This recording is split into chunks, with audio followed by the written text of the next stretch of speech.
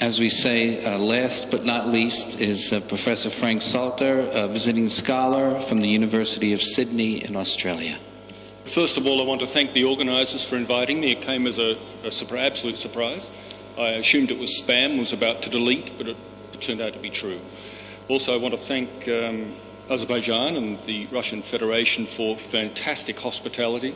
I will never forget the food and the architecture and the friendliness of the people. This will stay with me forever.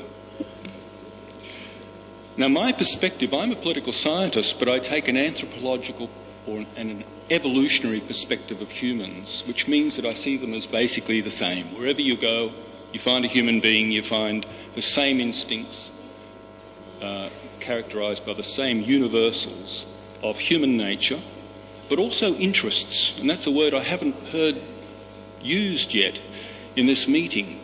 Individual interests, group interests, what could they be? I mean, this is a huge topic, and I don't believe one can really discuss multiculturalism without getting into that. I'll be touching on that indirectly. Now, my focus today will be on Western multiculturalism, with which I'm most familiar. But there's also an Eastern type, and I'm not an expert in that, certainly, but as I understand it, multiculturalism as practiced in Singapore and Malaysia, for example, is a different kettle of fish, as we say in Australia. It's a different matter. One key difference is that Western multiculturalism excludes majorities from the protection of the state. One definition of multiculturalism is group rights protected by the state. So the state steps in and says, look, we're going to protect certain groups, and one would imagine they would say all ethnic groups, but it's not true with multiculturalism. One authority on American multiculturalism, Eric Kaufman, observes that it is asymmetrical. So he defines American and Western multiculturalism as asymmetrical. This creed represses majority group ethnic expression, and that's a strong characteristic of Western multiculturalism, that the majority, the core ethnic group of those countries, is not considered to be a protected group. Now, the effect is to leave the ethnic majority vulnerable to subordination. Indeed, Western multiculturalism has as its basis the unilateral demobilisation of majorities and the simultaneous mobilisation of minority consciousness. It's asymmetrical. It does different things for minorities and majorities.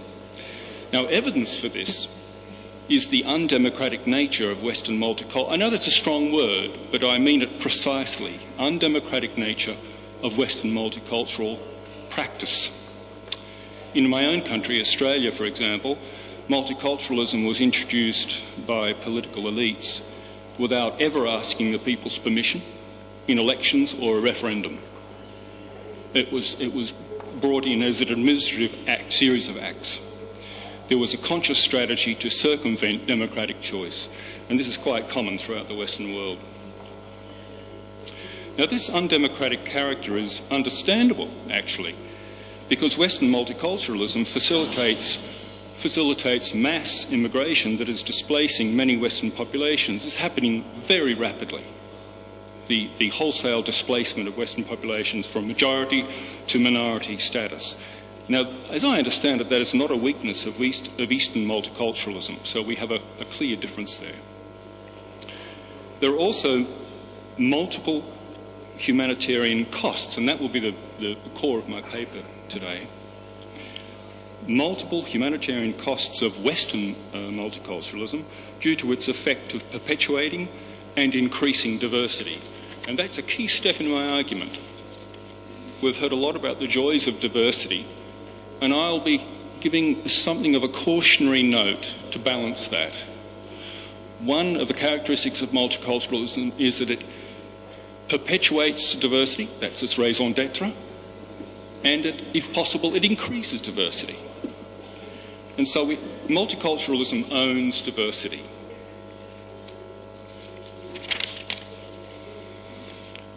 Let's consider, I think I have 6 costs, humanitarian costs of diversity and therefore of multiculturalism. The first is trust.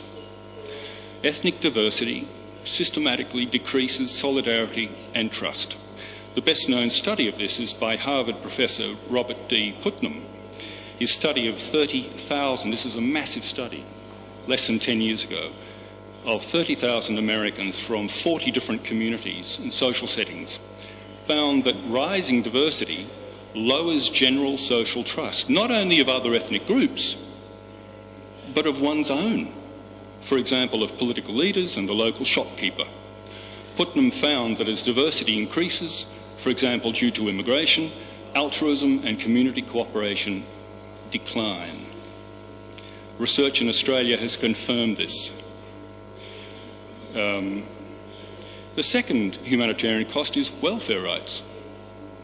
In global comparison, welfare rights correlate negatively with ethno-religious diversity. The latter explains 24 to 32% of global variation in welfare rights. That's a substantial cost of Western multiculturalism. The third humanitarian cost is giving to charitable causes. Now, you know, this roundtable concerns multiculturalism in everyday life. Giving to charitable causes is depressed by diversity. Diversity can also degrade good governance. One cross-national study found that ethnic diversity correlates negatively with institutional efficiency, political stability, bureaucratic efficiency, but it correlates positively with something. Thank heavens we have a relief. It correlates positively with corruption. A fifth humanitarian cost of Western multiculturalism is foreign aid. Diversity kills foreign aid. Listen to this statistic.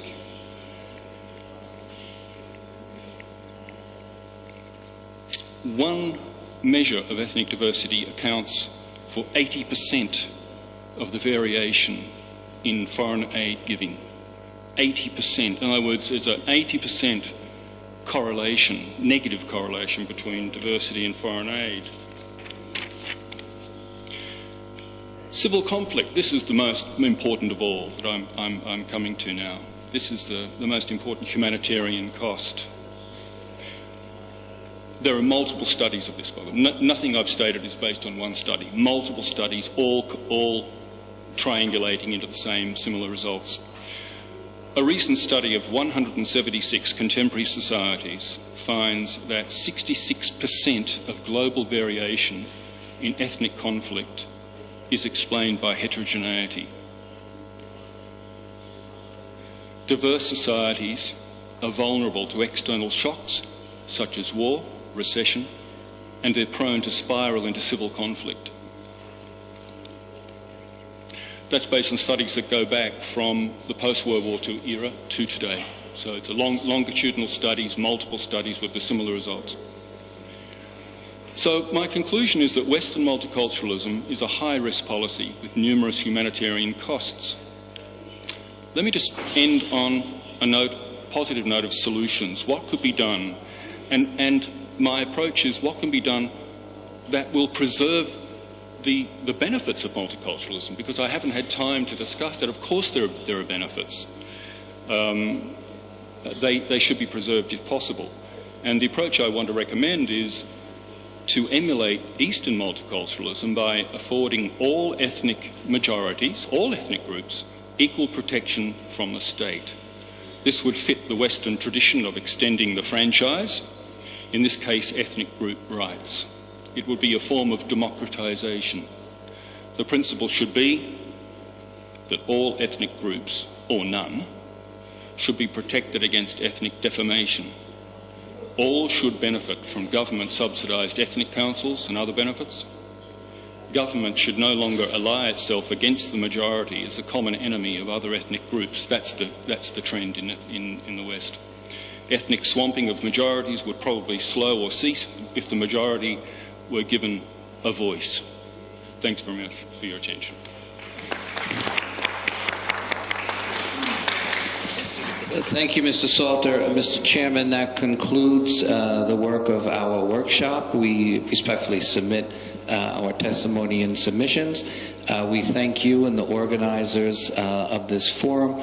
We thank the government, the President and First Lady of Azerbaijan and the Foreign Ministry, and the people of Azerbaijan who've been so hospitable to us all. Thank you very much.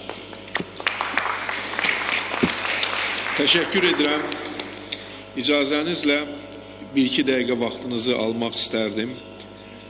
Forum işini bitirdi.